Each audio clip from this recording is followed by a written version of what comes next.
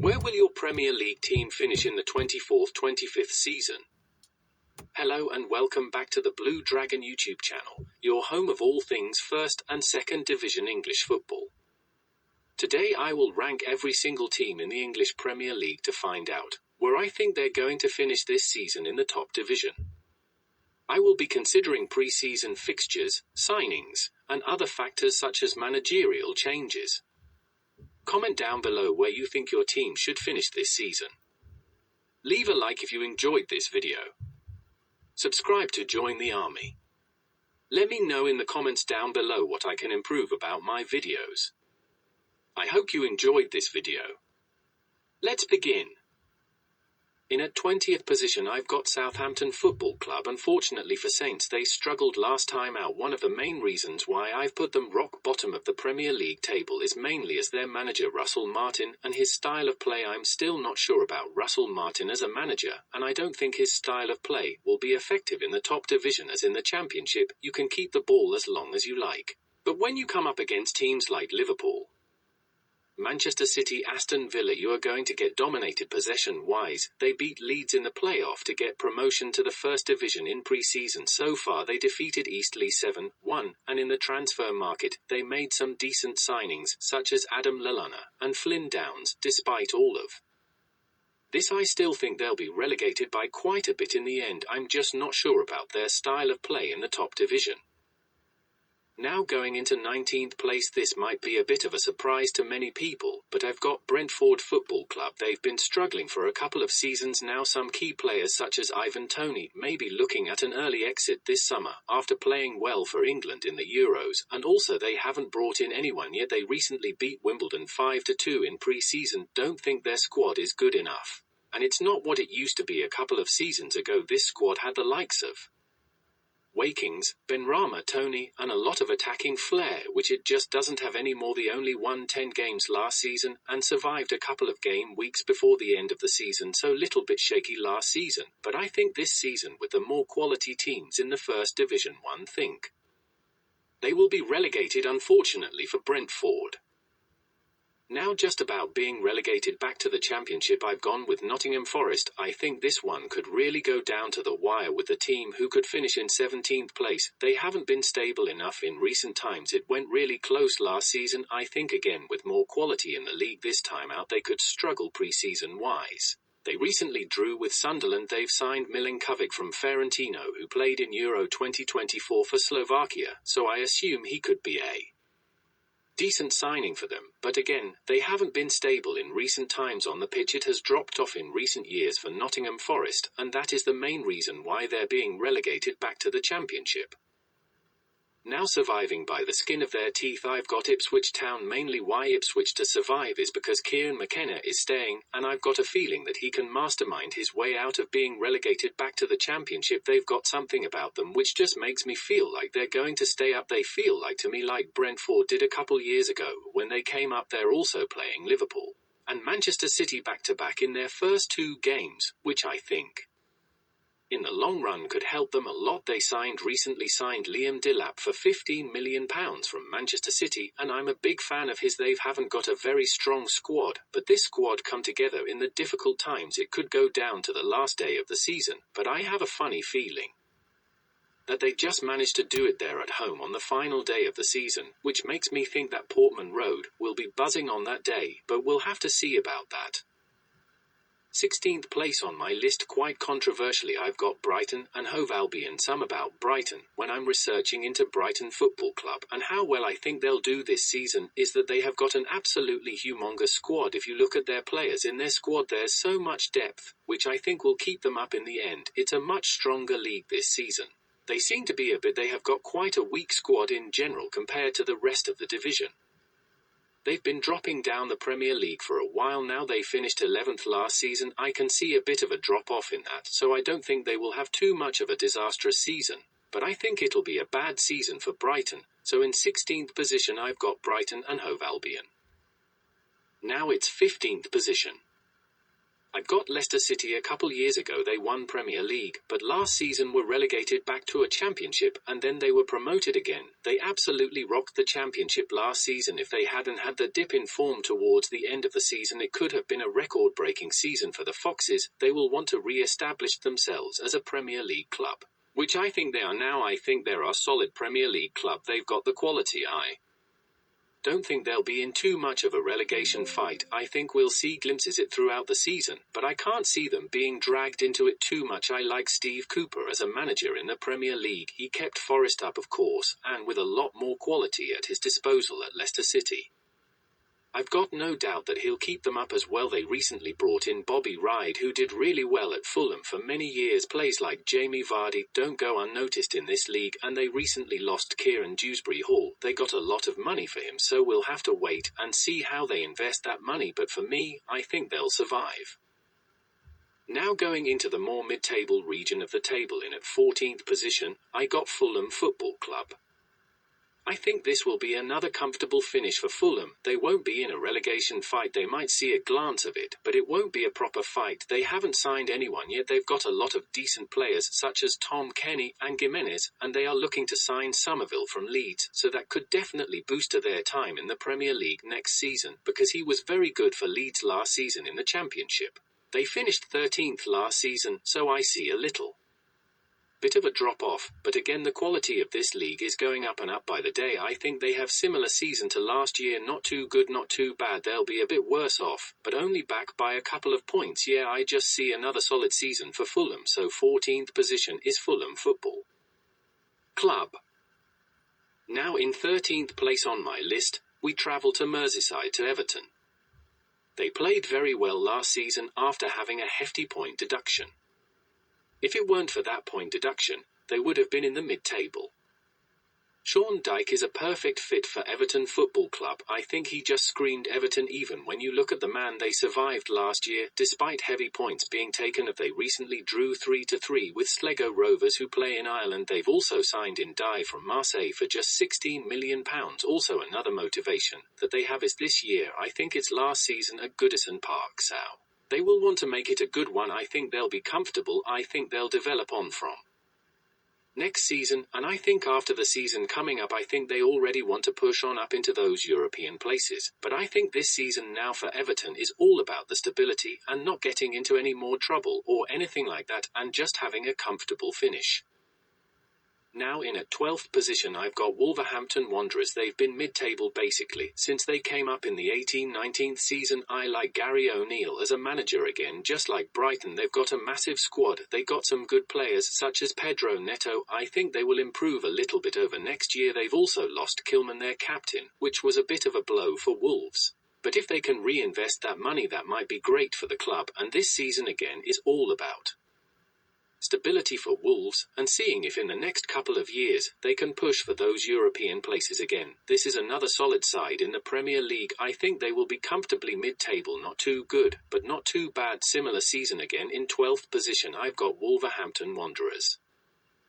11th place on my list brings me to London and to Crystal Palace. This is the home of Crystal Palace, 11th position, but something that I think could change that next year, and could even make them push for them European places up to 7th or 6th is their manager Oliver Glasner has really impressed me when he was running Crystal Palace and putting some lovely performances together. Whenever we seem to watch Crystal Palace, they seem to do well. They have many quality players such as Michael Olise. Did you know Crystal Palace had the most representation in this England squad for Euro 2024? They're very good at home, Sellers Park, and they're consistent every season, which I think makes for another 11th place. Finish another season of progress and building, and they could definitely get there a couple of seasons, but for now they're comfortable in 11th place. Now going into 10th position on my list, I've got West Ham Football Club. David Moyes. Be interesting to see how this squad of players copes without David Moyes. After him being there for so long, they signed Kilman from Wolves, and I really like this great signing. He was the Wolves captain, and he'll be able to boost positivity in that group. They finished about mid-table last season. I think that this season they will be able to push on a little bit more, improve, get better. I don't think they'll push that far on. I don't think they will finish in the top half of the table. just yet. Well, 10th is kind of the top half, but they're comfortable mid-table side at the moment. I think this season is all about balancing after the leaving of David Moyes, so for me comfortably in 10th position is West Ham United. 9th position on my list is Bournemouth Football Club. They're consistently building the club. I think they'll come on leaps and bounds from last season. They have many top half of the table players like Solanke, and also I like Oriola as their manager. They signed Jebson from Sheffield United, who I really like as a signing. They got a great start to the season as well. They're playing a lot of lesser teams. I don't know if it will help them in the long run or not. I think they just miss out on the European places, but overall another positive season for Bournemouth, and then building up and up the table and just keep on advancing. So for me in 9th position has to be Bournemouth Football Club. 8th place on the list has to be the $1 billion jobs, of course, Chelsea FC. Could they lose Cole Palmer in the summer? Where would they be without him? It is a managerial disaster at Chelsea at the moment, having recently sacked Pochettino. They spent a lot of money for not much results. They recently signed Kieran Dewsbury-Hall from Leicester City Football Club. I think he will make a good impact for Chelsea next year, but again, I can't really see him starting. They've got some good players such as Nicholas Jackson and Cole Palmer, but they don't seem to be able to come together as a team at the moment. I don't think they'll get European football, and I'm not convinced by the squad as a whole. I think we'll just miss out on European football, but it will be another not so great season for Chelsea, and I will not live up to their high standards, and they could get in trouble with FFP if they're not careful, if they keep spending loads and loads of money as they have been in this transfer window. And the last, so for me in 8th position, is Chelsea Football Club. 7th on my list, now going into those almost or in European places, is Manchester United Football Club. I think again it will be another disappointing season for Manchester United, maybe looking better, but I can't see it. This football club is consistently year after year a downward spiral, and it is because of how poorly this club is run. We've seen terrible things going on with the roof at Old Trafford in recent times. Some positives for Manchester United though are Erik ten Hag as a manager. I think he managed this squad really well and bringing positive hard-working attitude. They also recently signed a player from Lille for 43 million, who I'm not sure about. I've just got a bad feeling overall about this Manchester United. I think they'll struggle. In 7th position is Manchester United Football Club. In 6th place now, I've gone with a positive season for Newcastle Football Club. They have been in the European places before. They know how to get there. I think they'll just scrape into those European places. They'll be improving a lot from last season, where they didn't have a disastrous season, but they didn't get the height that they did the season before when they were third on in Champions League places. They finished outside Europe this year, and I think they'll just scrape into Europe this time. About Howe is a great manager with a lot to offer for the Newcastle United fans. They've got some good players there such as Gordon Isaac, and they recently brought in Hall from Chelsea for 28 million, so he looks like a positive sign in overall. I think Newcastle United will have another positive season, finish comfortably inside the European places, and it'll be interesting to see just how far this Newcastle side can go with many great players in it and a good manager in Eddie Howe.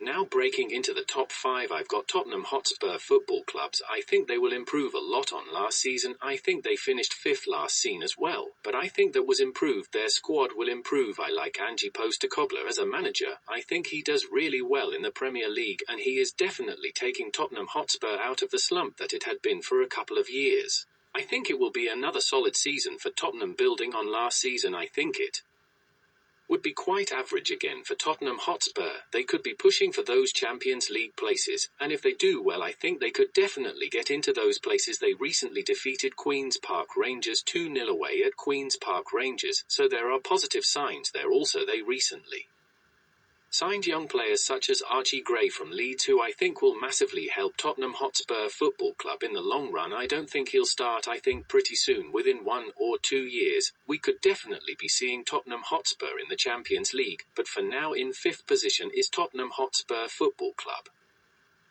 Now breaking into those Champions League places, I'm sure you can guess who I've got here. It is Liverpool Football Club. Of course, under the new rule of onslaught, it will be interesting to see how this group of players reacts to Klopp leaving after he was such an influential figure at the club for so long, and they still got many quality players there such as Diaz, Salah and Nunes, who I think will pull through for them, especially in those big game scenarios. They got many players on the rise such as Connor Bradley, and the like, so that is promising for the future of Liverpool Football Club. They haven't signed anyone in this window yet in pre-season wise. They are going on a tour of the USA, so it'll be interesting to see how they get on there, but overall, I think it will be a season where Liverpool want to establish themselves in the post-Klopp era and just see how they get on.